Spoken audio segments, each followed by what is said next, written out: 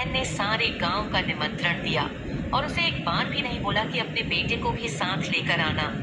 तारा के घर में चहल पहल थी, बड़ी बड़ी कढ़ाई चढ़ चुकी थी, हलवाई बुलाए गए थे और तरह तरह के पकवानों की खुशबू पूरे घर में फैल रही थी। रस मलाई, खीर, पूरी, कचौरी, समोसे, पकौड़े, मिठाइयाँ बन रही थी, मानो पूरा घर खुशबू से महक उठा हो। अरे तुम आ गई, जल्दी जल्दी काम निपटा दो। देख नहीं रही हो, हलवाई आ चुके हैं, पकवान बन रहे हैं। मुझे सारे बर्तन साफ चाहिए। वह कोने में जो पत्थर पड़े हैं उन्हें साइड में लगा दो। आज हमारे घर बहुत मेहमान आने वाले हैं, कोई कमी नहीं रहनी चाहिए। सबसे पहले तुम बाहर झाड़ू लगाओ, फिर जहाँ पूजा होगी वहाँ पर झाड़ू पोछा करो, फिर पूरा घर साफ करना।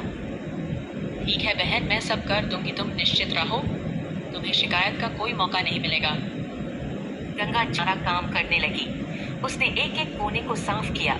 धीरे धीरे सब मेहमान आने लगे। तारा भी अपने पति के साथ पूजा के स्थान में आ बैठी। उसके चेहरे पर शांति सर पर गहनों की चमक थी। गांव के सबसे बड़े पुजारी को बुलाया गया था। पूरे विधि विधान के साथ पूजा हो रही थी। सारे मेहमान भी बैठे थे। कुछ देर बाद पूजा समाप्त हुई। मेहमानों को उठाकर पतलों में भोजन परोसा गया। सारा गांव तारा की छत में स्वादिष्ट भोजन का आनंद ले रहा था। मिठाइयों का स्वाद, खाने की खुशबू चारों ओर छा गई। हर कोई स्वादिष्ट खाने का मजा ले रहा था। सबको खाना बहुत पसंद आया। फिर धीरे धीरे मेहमान खाना खाकर अपने अपने घर चले गए। घर में अब शांति छा चुकी थी, लेकिन अभी भी बहुत सारे पकवान और मिठाइयाँ बच चुकी थी। अरे गंगा दीदी, आज तो भगवान की कृपया से बहुत बड़ा आयोजन हो गया।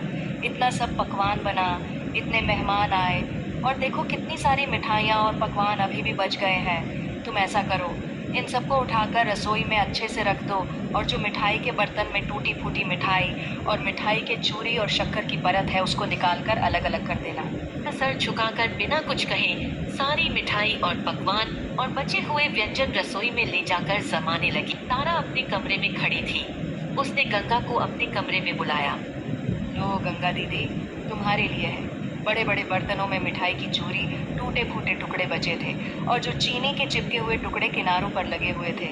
यह सब ले जा, तेरे घर बेटे को खिला देना, क्योंकि मेरे घर पर यह सब कोई खाता नहीं है। गंगा चुपचाप मिठाई के टुकड़े लेकर घर की तरफ निकल गई। उसने एक शब्द भी नहीं कहा। वह जान चुकी थी कि उसकी बहन के अंदर इंसानियत नाम की चीज ही नहीं। रोते रोते, ठोकर खाते खाते गंगा जब गांव के रास्ते से गुजर रही थी, तभी उसकी नजर उस पुराने मंदिर पर पड़ी। गांव की मान्यता थी कि उस मंदिर की रक्षा स्वयं नाग देवता करते हैं, और कहते हैं जिसने भी नाग देवता से सच्चे मन से कुछ मांगा उसे कभी खाली हाथ नहीं लौटना पड़ा। नाग देवता, आज मैं आपके चरणों में आखिरी बार आई हूँ। मुझसे यह गरीबी, बेबसी नहीं देखी जाती। हर रोज अपमान झेलते झेलते मेरा दिल पत्थर हो गया है। अगर आपको सच में दया आती है तो मुझे यहीं पर डस लीजिए, ताकि मेरा जीवन यहीं पर खत्म हो जाए। मेरा बच्चा अब और मेरी आंखों के आंसू ना देखें। आज भी वह मासूम मेरा इंतजार कर रहा होगा कि माँ मिठाइयाँ लेकर आएगी, लेकिन मैं तो यह शक्कर का चूरा और टूटी फूटी मिठाई लेकर घर लौट रही हूँ। क्या जवाब दूंगी? उसको कह दूंगी, तेरी माँ दूसरों के घर खाना साफ करके लाती है। नाग देवता, मुझे अब बस यही अपने विष से मुक्ति दे दीजिए। गंगा का हर शब्द नाग देवता तक पहुंच रहा था। नाग देवता ने सब कुछ सुना। उनकी आंखों में भी मानो करुणा उतर आई थी। गंगा रोते रोते वहां से जा ही रही थी, तभी अचानक नाग देवता के चारों ओर एक तेज रोशनी बहने लगी, मानो गंगा को आशीर्वाद दिया हो।